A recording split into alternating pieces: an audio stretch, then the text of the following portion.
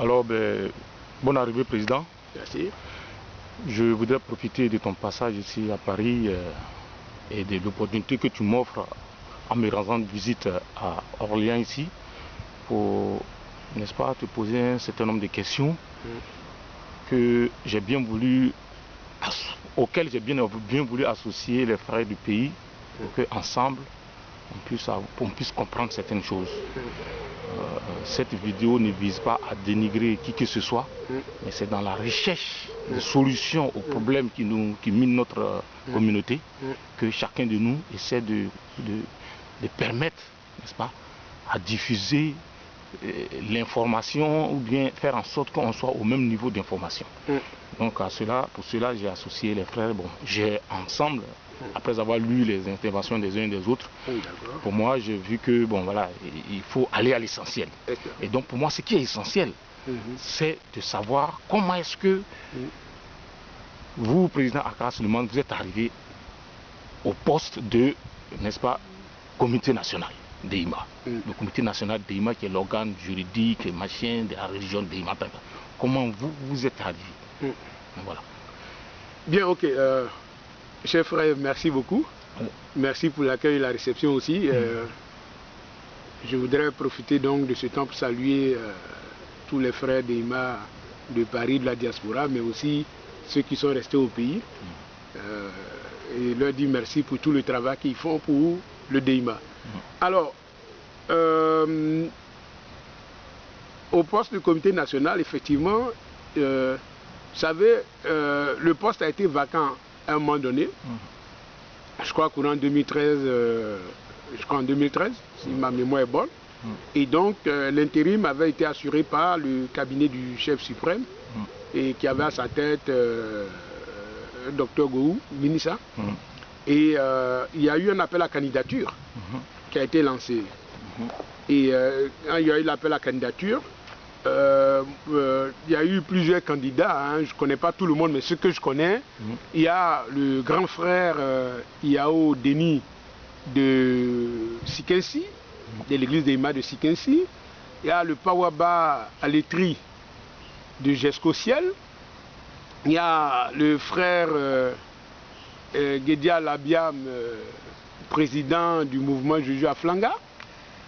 Naturellement, il y a moi-même. Il y a le frère Lézé Zouzoune Seri, qui en ce moment était à Dembokro. Et bon, enfin, c'est ce que je connais, mais certainement il y en avait d'autres. Et donc c'est ceux-là que je connais. Et donc on est allé en compétition et je crois que le cabinet, le chef suprême ont reçu nos différentes candidatures avec naturellement nos projets de société, nos plans de développement du DEIMA, etc. Et il y a eu des analyses qui ont été faites. Selon les informations que je tiens du chef suprême, 3 dossiers avaient été retenus. Des 3 dossiers, il y avait donc celui de mon frère Zouzoune Seri, le mien, et celui du frère Alabiam.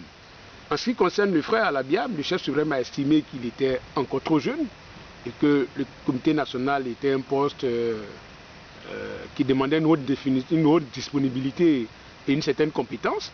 Et donc il estimait qu'il était encore trop jeune et qu'il fallait qu'il soit encore à l'école en fait, en apprentissage, pour un jour certainement aboutir à arriver à ce poste-là. En ce qui concerne le frère Zouzoune Seri, il a été handicapé par le fait qu'il est fonctionnaire d'État. Il est eaux et forêt. Et donc, le chef suprême a estimé que pour ce type de poste-là, il était plutôt bien séant que ce soit quelqu'un de plus disponible. Parce qu'un fonctionnaire de l'État, ça suppose qu'il puisse prendre des permissions chaque fois dans chacune de ses actions, ce n'était pas évident. Et en ce qui me concerne naturellement, ce qui certainement a mis à ma faveur, c'est que je suis opérateur économique, donc installé à mon compte. Aussi, j'ai une très bonne expérience du terrain parce que j'ai été président de l'ONG à l'ADEMA, on a parcouru toute la Côte d'Ivoire. J'ai été président du comité d'organisation de pèlerinage. J'ai été président de la cellule de mobilisation des ressources financières pour la construction de l'église de Gagoué. Donc, au regard de toutes ces choses-là et des résultats certainement positifs que j'ai dû avoir, le chef suprême a bien voulu me faire confiance et me confier ce poste-là. Voilà un peu comment je suis arrivé là. Bien, mais donc, je comprends bien que, en tant que président, tous ceux qui ont, n'est-ce pas, qui ont été dans la course à ce poste-là, ce sont des éléments. Vous pensez donc qu'ils peuvent apporter quelque chose parce qu'on oui, là-dessus, effectivement, quand j'ai été désigné président du comité national, j'ai appelé le grand frère Yao Denis, bien qu'il ne soit pas dans le starting block des 3, je l'ai appelé et je l'ai nommé vice-président chargé du développement du DEIMA à l'intérieur. C'est que dans toutes les régions.